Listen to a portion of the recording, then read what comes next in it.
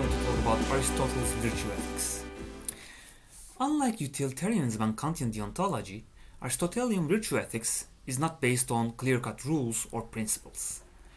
Aristotle argues that morality should be based on phronesis, practical wisdom, which requires judgment and experience. He is mostly interested in what sorts of people we should be. Morality is about people's character, according to him. Aristotle aims at showing how concern for yourself can be in harmony with concern for others.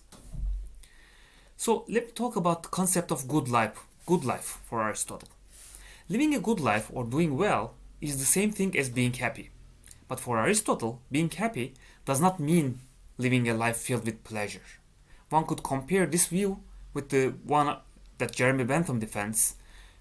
As we remember, Jeremy Bentham was denying that there are qualitative differences between pleasures, which would be in contrast with what Aristotle defends as pleasure. The Greek word Aristotle uses for happiness is eudaimonia. This word can sometimes be translated as happiness, but it can also be translated as human flourishing or fulfillment. In order to understand what makes up human flourishing, we need to understand the function of a human being, according to Aristotle. According to him, the function of a human being is to act in line with the virtue over a complete life. Such a virtue is not about constant self-sacrifice or refraining from any action. It requires, on the contrary, an active life. So let me talk about acquiring virtue. Virtues are a set of valuable, firmly held character traits. Acting morally requires one to be the right sort of person, a virtuous person, rather than doing the right acts or following the right rules.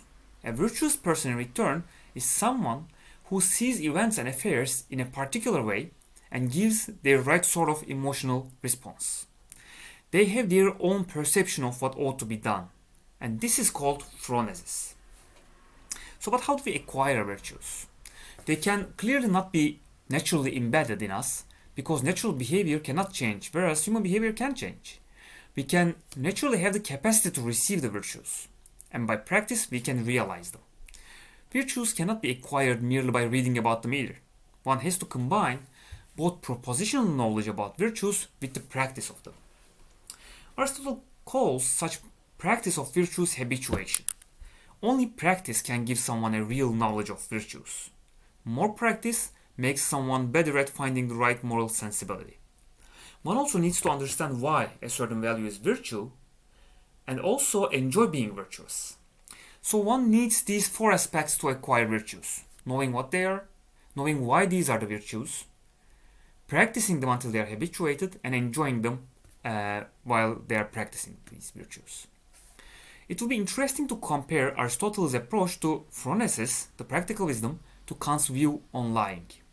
Aristotle believes that one has to develop a moral sense of when truth-telling serves for the benefit of the society and when it serves the contrary. And one could easily compare this to the view that Kant was holding against lying.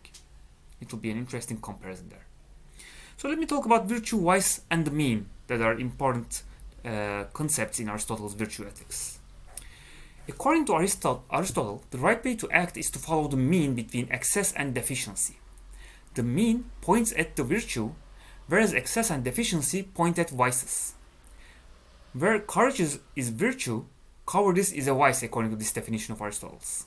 Courage is the mean between cowardice and rashness. Temperance is another virtue for Aristotle. It's between self-indulgence and insensibility. A self-indulgent person attempts to have every pleasure and abstains from none. On the contrary, an insensible person would stay away from all pleasures and not enjoy any. Aristotle believes that a temperate person can live a good life with enjoyment, though not of excess. In Aristotle's view, one cannot have the life of eudaimonia, a flourishing life, unless they enjoy life with the support of financial security, friends, and family. This seems to be contrary to some Christian beliefs holding that virtue and vice depend on someone's inner state rather than how their life goes. Aristotle seemed to believe, against these views, that it would be much easier to have a virtuous life if one has the proper resources and some support around them.